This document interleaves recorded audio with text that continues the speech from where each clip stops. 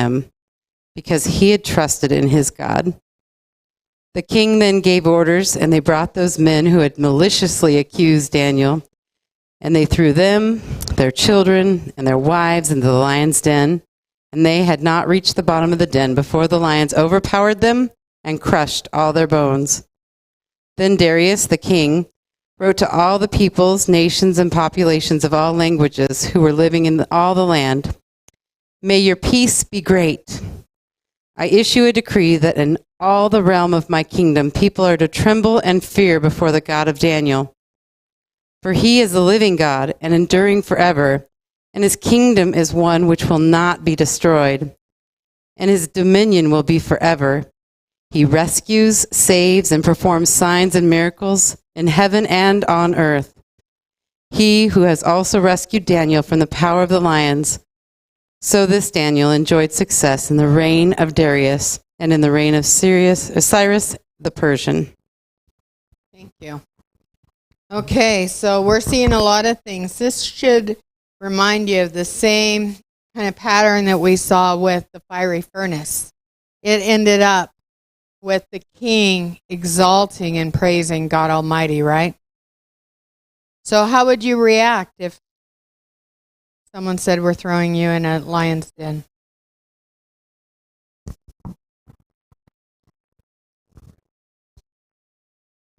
She said she would be so afraid.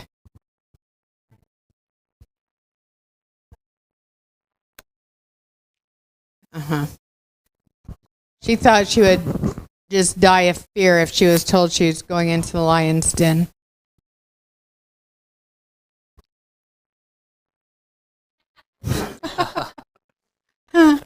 Yeah, I think a lot of them probably would have, right?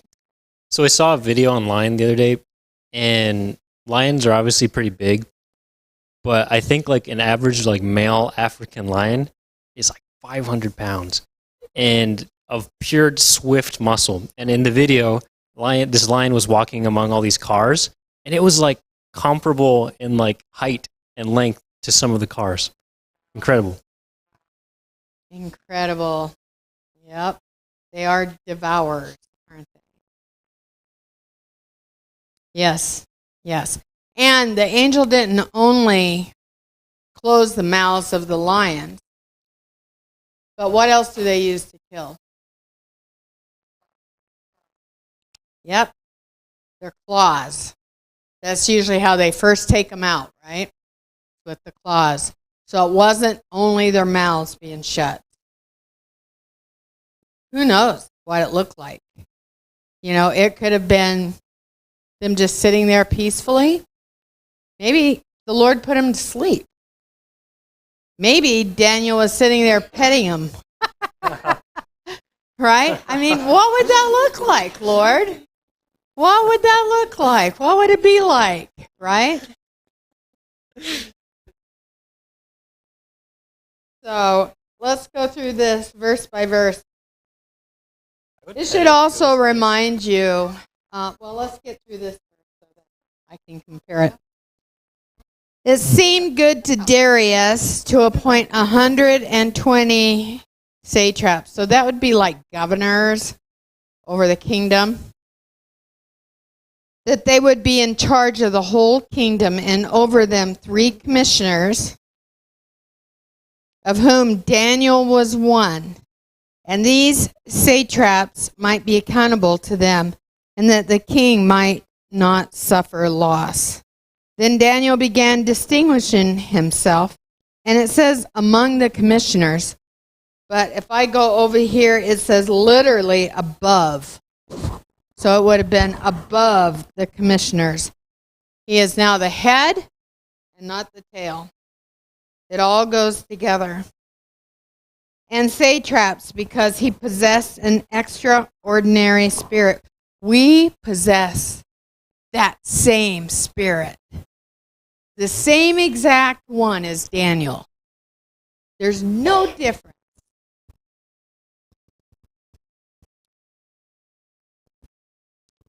All right.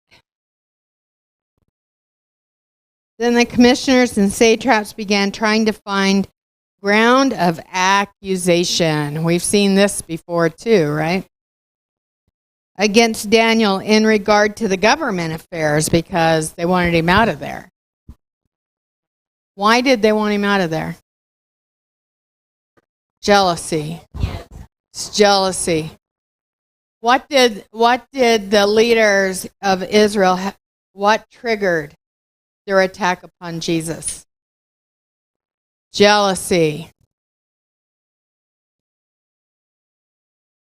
In regard to government affairs, but they could find no ground of accusation or evidence of corruption, inasmuch as he was faithful and no negligence or corruption was to be found in him.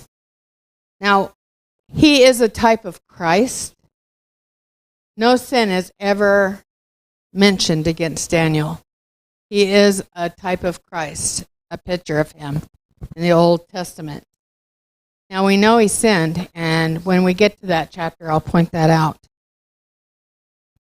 Then these men said, "We will not find any ground of accusation against Daniel unless we find it against him with regard to the law of" who? His God. Right there, he made it very personal to God. Right? They were going to use God to condemn him. Right? Then the commissioners and the satraps came by agreement. They had all agreed. They were all conspiring against Daniel and the king, right? They wanted to manipulate the king to do what they wanted him to do. Yeah. To the king and spoke to him as follows: King Darius, live forever. So they're praising the king. All the commissioners of the kingdom. Did this include all the commissioners? Because who wasn't included in that? Daniel. So this is a lie right out of the gate. All the commissioners of the kingdom, the prefects, the satraps, the high officials, the governors have consulted together that the king should establish a statute and enforce an injunction that anyone who makes a petition to any god or man besides you, O king, for 30 days shall be cast into the lion's den. He was appealing. They were appealing to his pride and arrogance. And they were lying. Now, O king, establish the injunction and sign the document so that it may not be changed. Manipulation right there. According to the law of the Medes and the Persians, because they were at that point, they were ruling. It's the chest and 2 arms, which may not be revoked. They wanted to make sure that once this law was implemented, that the king couldn't change his mind, that Daniel would be condemned and killed in the lion's den. I mean, they even named the punishment. Anyone not doing this, thrown into the lion's den.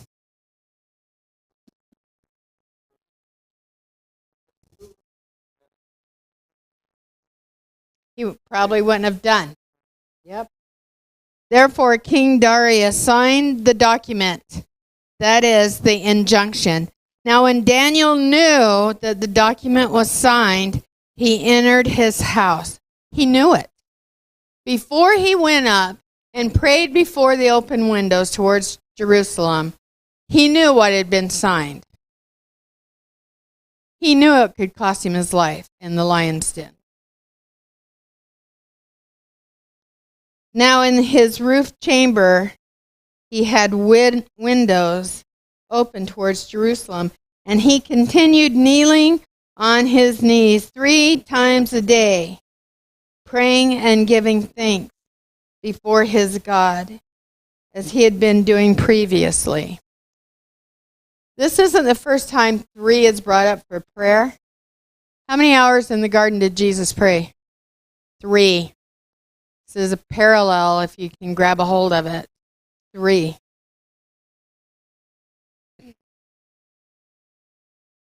And he continued kneeling on his knees 3 times a day, praying and giving thanks before his God as he had done previously. Then these men came by agreement, it had all been conspired against him, and found Daniel making petition and supplication before his God, because Daniel's windows were still open, right? Then they approached and spoke before the king about the king's injunction. And now they're going to make it personal to the king. Did you not sign an injunction that any man who makes a petition to any god or man besides you, O king, for 30 days, is to be cast into the lion's den? The king replied, so they're restating that before the king. The statement is true, according to the law of the Medes and the Persians, which may not be revoked. They had him backed into a corner. Then they answered and spoke before the king. Daniel, who is one of the exiles, they keep bringing that up. Have you noticed that? Remember, he's one of the slaves. He's one of them that we hauled off from Judah. Pays no attention to you. You're making it personal. He pays no attention to you, O king. He doesn't care what you have signed. King, O king, or to the injunction which you signed, and keeps making his petition 3 times a day. Then as soon as the king heard this statement, he was deeply distressed and set his mind on delivering Daniel. That had never been his plan, right? And he had been told all of them had agreed, which was a lie. Daniel, and even until sunset, he kept exerting himself to rescue him. That reveals his heart towards Daniel. Then these men came by agreement, once again, still conspiring, just like the Pharisees with Jesus. The parallel here, we're seeing several parallels here. Then these men came by agreement to the king and said to the king, recognize, O king, that it is the law of the Medes and Persians that no injunction or statute which the king establishes may be changed. They're saying, you have to carry this out by your own law of the land. You have to do this. Then the king gave orders, and Daniel was brought in and cast into the lion's den. The king spoke and said to Daniel, your God, in whom you constantly serve, will himself deliver you. That's pretty big faith, right, for a king in that age. Now, he was speaking to Daniel, and Daniel was already in the lion's den, right? Keep that in mind. A stone was brought and laid over the mouth of the den, and the king sealed it with his own signet ring and with the signet rings of his nobles, so that nothing could be changed in regard to Daniel. It was probably the nobles that insisted on that. They wanted to make sure that the king didn't rescue him out of there and then re-sign it, right? Then the king went off to his palace and spent the night fasting. No entertainment was brought before him, and his sleep fled from him. Then the king arose at dawn at the break of day and went in haste to the lion's den. When he had come near to the den to Daniel, he cried out with a troubled voice. The king spoke and said to Daniel, Daniel, servant of the living God. Once again, he's making it personal to the Lord and Daniel. Has your God, in whom you constantly serve, been able to deliver you from the lions? Then Daniel spoke to the king, O king, live forever. That king must have went, ah, right? Because I'm sure he had quite a bit of fear of God, right? He had heard the stories. My God sent his angel and shut the lions' mouths, and they have not harmed me, inasmuch as I was found innocent before who? Before God. God was his judge. And that goes back to the meaning of Daniel's name. God is my judge. I was found innocent before him, and also towards you, O king. I have committed no crime. Then the king was very pleased and gave orders for Daniel to be taken up. And those lions are still sitting in their den. So Daniel was taken up out of the den, and no injury whatever, no claw marks, no bite marks, was found on him. Why weren't anything found on him? Because he trusted in his God. That's where you want to, as I keep telling you guys, to be praying about this in advance. That's where you say, when I face scary times in my life, I ask that you'd take all my fear and give me great faith that you may be glorified. That I will never turn away from what you call me to do. You should be praying that now. Don't wait until you're faced with the lion's den, or the fiery furnace, or the hangman. That's intimacy with God. You're sharing your fears. So if I was Demi and she had shared that she would be very scared, I would go to him and say, that would really terrify me. But I want to be able to do whatever you call me to do. So let me do it in faith that will glorify your name and not be thrown in with great fear. Because I trust in you. Because who is the author and perfecter of faith? Jesus is. The king then gave orders, and they brought those men who had maliciously accused Daniel. Right there is their motive. And they cast them. They are reaping what they have sown. Okay, we saw that in the book of Esther with Mordecai and Haman. We saw that also with the three that got tossed in the fiery furnace. The ones that tossed them was the one that died of fire. And now we're seeing these who had plotted against Daniel to be eaten by a lion. Let's look and see what happens. And they cast them, their children, and their wives into the lion's den. And they had not reached the bottom of the den. Remember, he talked to Daniel after he was in the lion's den. He spoke with Daniel before he pulled him out. They pulled him out, and those lions are still sitting there.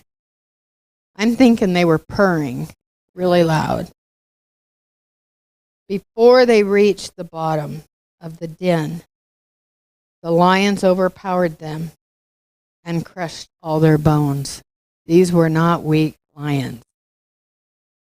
They were full-grown. Car-sized. Then Darius the king wrote to all the peoples, nations, men of every language who was living in all the land. May your peace abound. I make a decree that in all the dominion of my kingdom, men are to fear and tremble before the God of Daniel. That's what he was doing that night. Fear and trembling before the God of Daniel, whom he had just tossed in the lion's den. For he is the living God and enduring forever. How did he learn that? And his kingdom is one which will not be destroyed. Goes right back to our statue, right? Fifth kingdom. He delivers and rescues and performs signs and wonders in heaven and on earth, who has also delivered Daniel from the power of the lions. So this Daniel enjoyed success in the reign of Darius and in the reign of Cyrus the Persian. Okay, so I didn't make copies of this. I can make them for next week if you want one. It's just a little short thing here. Daniel chapter 6 summary. So Daniel prospered. One of the greatest blessings to come from Daniel 6 is to see the story unfold and point to Jesus Christ. Consider these things. A man without blame, faithful to God in all his ways. A man noted for prayer. They all knew he prayed 3 times a day. And they knew where. Was sent to his death because of the jealousy of those who wanted to prevent his exaltation. He was condemned to death by plotting of his enemies and the law of the land. Who plotted against Jesus? Yep, it was the law of the land for Rome that condemned him. And thrown into a stone room meant to be his tomb. So was Jesus. A stone was rolled over the opening. Are you seeing the parallel here? A stone was rolled over the opening, but in all its power and ferocity, death couldn't touch him. On a morning, the stone was rolled away. He came out victoriously. He glorified God. The pagans gave honor to God, and his enemies were judged. Pretty powerful. So thoughts, comments?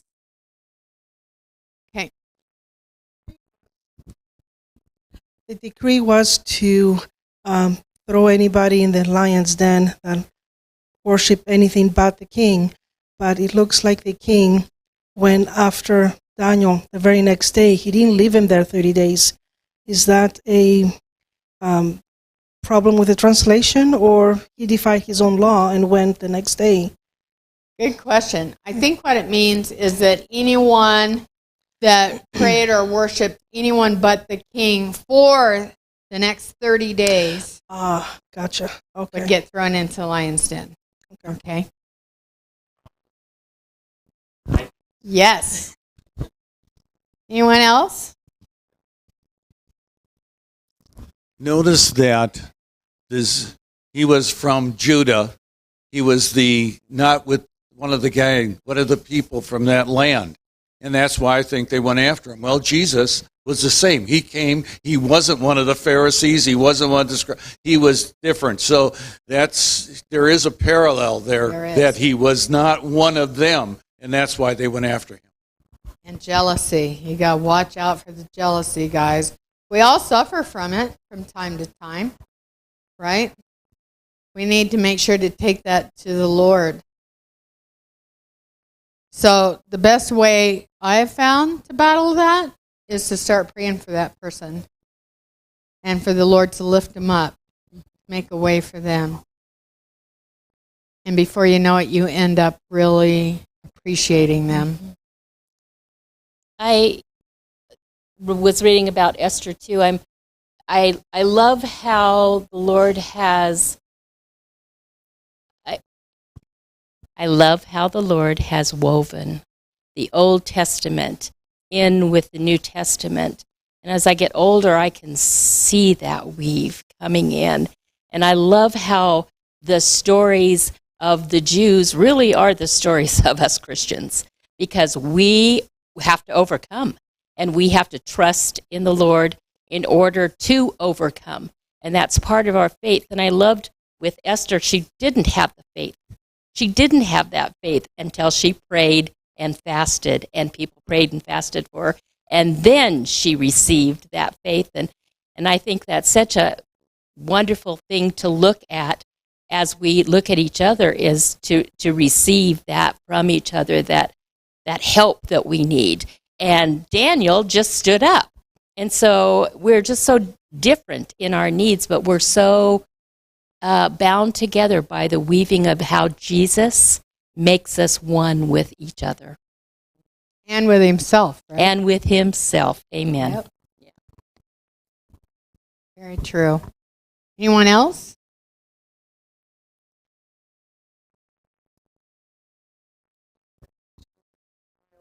So many times in our walk, because he gives us promises that we can hold on to. And she didn't hear a clear word from God that this is all going to work out. You're going to live. You're going to survive this. She was ready and willing to go, whether she died or whether she lived. She was ready to be obedient. And I just think that the Lord spoils us a lot, but we need to have that faith and trust in him, because we don't know if someday we'll be asked to be martyred, you know? And just to know that God has us in his hands regardless of what happens. And the three children, Shadrach, Meshach, and Abednego, they were like, God can save us, but whether he does or whether he doesn't, you know. Even if he doesn't. Even if right? he doesn't, yeah. I was watching a documentary on Joan of Arc, and it was pretty earth-shaking. This was like 20 years ago, probably, and I said, Lord, why did she burn? Why did she have to die? And he said, it was a great honor, and she was greatly rewarded. Rewarded with a reward that would last forever. You study Revelation, when we get to it, you're going to see that those who lose their head for the Lord are right under the altar of God. God. You know? And I've heard people say, I don't mind dying for him. It's the suffering beforehand, the torture beforehand. Right? And I said, well, my mother died of complications from multiple sclerosis. And I watched her suffer for decades. I don't think someone who's martyred is going to suffer any worse than what she did. And it lasted a very long time, which resulted in her salvation, by the way. Right? So. Try to go in order.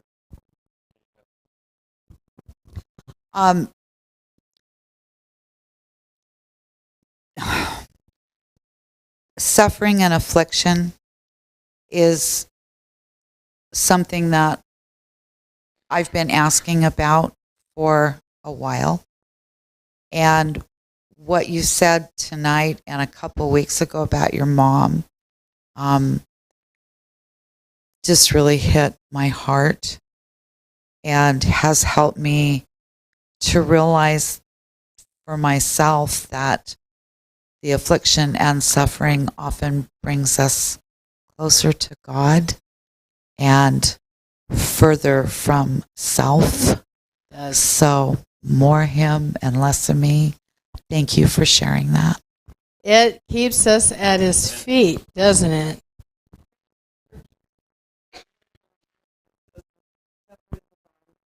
Basically killed the flesh. And where does our faith increase? When we're going like gangbusters on Easy Street, or when we're walking down the street of suffering? Yeah. I'm just going to declare that right now. In agreement. My question about suffering, doesn't the scripture where God doesn't give us any more than what we can handle come into play in our suffering? Mm-hmm. He doesn't allow it if we're not going to be able to handle it. That's right. Okay. He never gives us more than we can handle. Right? And every moment of my mother's suffering ended up being worth it. Worth it. She had severe pain every day of her life since she got diagnosed, a little before she got diagnosed. So what I was thinking also is Daniel was a prophet.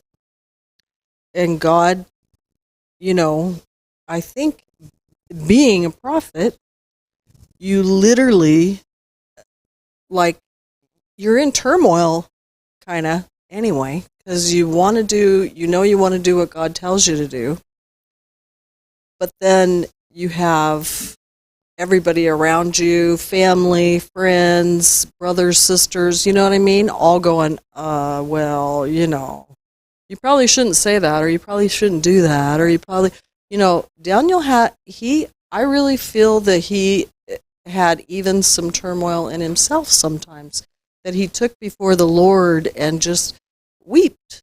You know what I mean? Just guarantee wept. He probably did. Yeah, and anyway, I just wanted to say that. Daniel. Mm-hmm. I had a tragedy happen this week in my family, and yesterday was my day at home, and I spent most of that day just in God's presence in prayer. And totally different shift today. He is our peace. He is our great reward. I see there in verse 6 where the presidents, princes, and stuff, they gathered together and they offered the king a blessing as a manipulation if he would sign this decree.